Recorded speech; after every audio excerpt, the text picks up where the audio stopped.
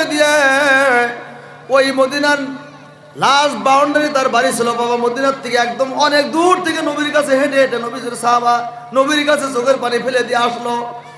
আর মৌতের কথা মনে হয়ে গেছে, অনেক বয়স তার হয়ে গেছে, নামাজ বন্দির কোনো খবর ছিল না, নেক আমল করার সিদ্ধান্ত না, ইলমে দ্বীন শিক্ষার অর্জন করতে পারতো না বাবা। এতটুক জানার জন্য বিশ্ব নবীর কাছে এসে বলছেন, নবী গো কিছু ইলমে দ্বীন শিক্ষা দিন। এই ইলমে দ্বীন যদি আমি শিক্ষা অর্জন করি, এই ইলমে দ্বীন শিখার পরে আমি আমলটা নিয়ে যদি কবরের মধ্যে শুইতে পারি, যদি আমলটা নিয়ে কবরে যাই, কবরটা যেন আমার জন্য জান্নাতের বাগান হয়ে যায়। আমার নবী কি বললেন বাবা? সুবরি বিজনেসের কথা বলেন নাই, কাজুরি বিজনেসের কথা বলেন নাই, আমার বাবা সরিষার বিজনেসের কথা বলেন নাই, চাপাতির বাগানের কথা বলেন নাই, শস্যর আবাদের কথা বলেন নাই।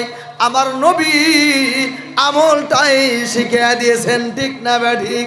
নবী বললেন, ও আমার সাহাবা, যদি মৌতের কথা মনে হয়ে গেছে, আখিরাতের খেয়াল যদি পয়দা হয়ে গেছে, কবরের কথা যদি মনে হয়ে গেছে, তোমার তুমি এত বড় মানে তুমি আত্মসমর্পণ করেছ, তাহলে কি করা হবে? তোমাকে কয়টা আমলের কথা শিখা দিলাম, তা'বুদুল্লাহ, তাহলে তুমি মহান আল্লাহর ইবাদত করতে হবে, ঠিক না ঠিক? তা'বুদুল্লাহ, আল্লাহ পাকের ইবাদত তোমাকে করতে হবে।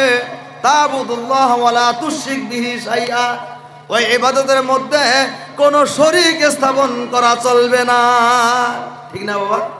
এমন কিছু ইবাদত আপনাকে করতে হবে যে ইবাদতের মধ্যে কোনো শরীক যাতে না হয়, কোনো শিরকত যেন হাসিল না হয়, আল্লাহর সাথে কোনো শরীক স্থাপন যাতে করা না হয়, এমন ইবাদত তোমাকে করতে হবে। নিখুঁত নির্ভেজাল ইবাদত, ঠিক না ঠিক?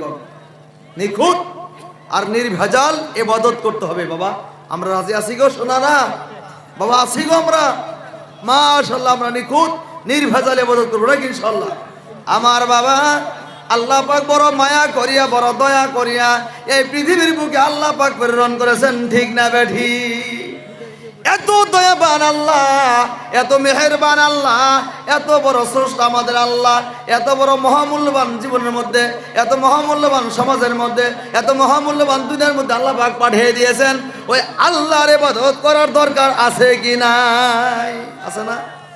বিশ্ব নবী ওই সাহাবাকে বলছেন, সাহাবারে তা'বুদুল্লাহ ওয়ালা তুশরিক বিহি শাইআ, কোন বস্তুর দ্বারাই আল্লাহর শরীক করে ইবাদত করলে ওই ইবাদতটা নট অ্যালাউড, আল্লাহ পাক কখনো অ্যাকসেপ্ট করবে না, কবুল করবে না, ঠিক না ঠিক?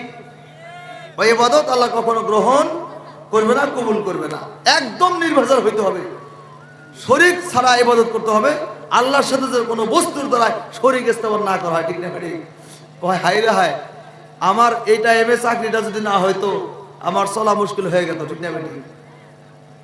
যদি এইবার ব্যবসাটা আমার ভালো না হয়তো আমার খাবারে থাকতো না, বাড়িতে বাল বাচ্চা পড়ার ক্ষমতা আমার থাকতো না, কলেজের পয়সা দিতে পারতাম না, হ্যাঁ, ছেলেকে ডাক্তারি পড়াতে পারতাম না, বাড়ি চলা মুশকিল হয়ে যেত যদি ব্যবসা আমার ভালো না থাকতো, যদি চাকরিটা না হয়তো, গরু যদি আমার না বিয়াইতে হয় কি নাই, হ্যাঁ, দুধ আমি বানাইতে পারতাম না, বাজারে দুধ বিক্রি করতে পারতাম না, এত কিছু মানুষের সমস্যা হয় কি নাই? কোন এত থিঙ্কিং, এত চিন্তা আছে বাবা?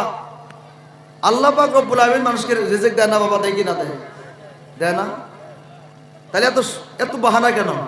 চাকরি না হলে চলতে পারতাম না, ব্যবসা না হলে চলতে পারতাম না, এই সেই না করলে চলতে পারতাম না।